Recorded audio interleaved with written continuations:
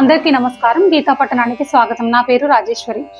ఇవాళ మనం భగవద్గీత 2వ అధ్యాయం సాంఖ్యయోగంలో 63వ శ్లోకం చదువుకుంటున్నాం.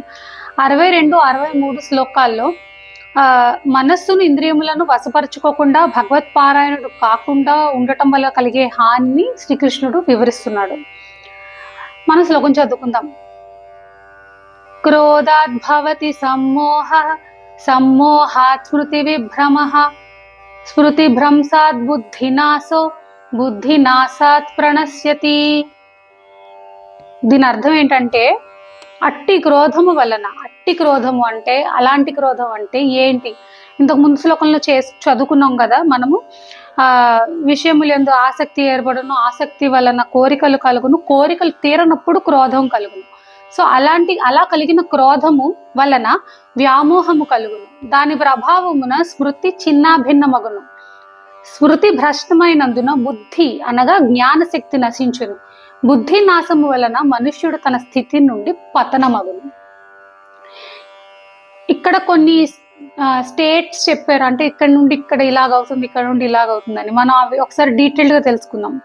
క్రోధము నుండి ఉత్పన్నమైన సమ్మోహము అంటే అత్యంత మూఢభావం యొక్క స్వరూపం ఏంటి అంటే అది ఎలా ఉంటుంది అని అడుగుతున్నారు. మనుష్యుని అంతఃకరణమునందు క్రోధవృత్తి ఉత్పన్నమైనప్పుడు వివేక శక్తి నశించును, తెలివి లేకుండా పోతాడు.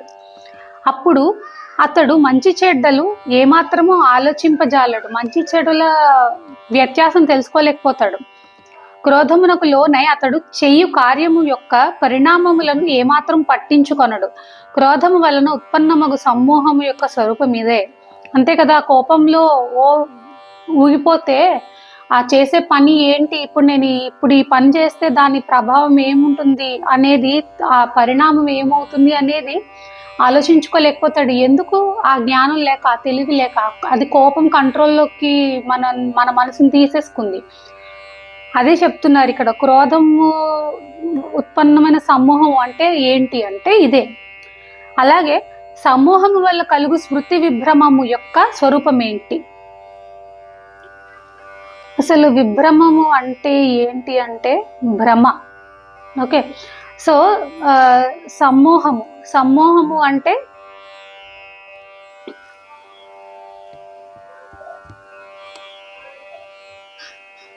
బుద్ధి లేకపోవడం, జ్ఞానం లేకపోవడం అనుకుంటా సమ్మోహం అంటే. సో క్రోధం వలన మనుష్యుని అంతఃకరణమున మూఢభావము వృద్ధి అగును, స్మరణ శక్తి భ్రమకు లోనగును, కర్తవ్యాకర్తవ్యములను నిర్ణయించుకోలేని స్థితి ఏర్పడను. కర్తవ్యాకర్తవ్యములు అంటే ఏం చెయ్యాలి, ఏం చేయకూడదు అనేది నిర్ణయించుకోలేని స్థితిలోకి వెళ్ళిపోతాడు. ఏ మనుష్యులతో ఎట్లు ప్రవర్తించవలనో తెలుసుకోలేకపోతాడు.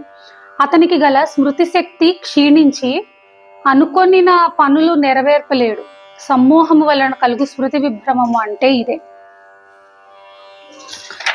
అలాగే స్మృతి విభ్రమము వలన బుద్ధి నశించుట, మరి బుద్ధి నాశం వలన మనుష్యుడు తన స్థితి నుండి పతనమగుట అంటే ఏంటి అని తెలుసుకుందాం మనం. పైన తెలుపబడిన రీతిగా స్మృతి విభ్రమము కలుగుట వలన అంతఃకరణమునందు కర్తవ్యాకర్తవ్య నిశ్చయ శక్తిని కోల్పోవుటయే బుద్ధినాశము అనబడును. ఇట్టి స్థితి యందు మనుష్యుడు తన కర్తవ్యమును త్యజించి అకర్తవ్యమునందు ప్రవృత్తులగును. అతని నిత్య వ్యావహారిక జీవితంలో కటుత్వము, కఠోరత్వము, పిరికితనము, హింస, ప్రతిహింస, దైన్యము, జడత్వము, మూఢత్వము మొదలగు అవగుణములు చేరును. అందువలన అతనికి పతనము ప్రారంభమగును. అతడు శీఘ్రముగా మొదటి స్థితి నుండి దిగజారును. మరణానంతరము అతనికి వివిధములగు నీచ జన్మలు మరియు నరకము ప్రాప్తించును. బుద్ధినాశం వలన అతని స్థితి నుండి పతనమగుట అంటే ఇదే. నమస్కారం.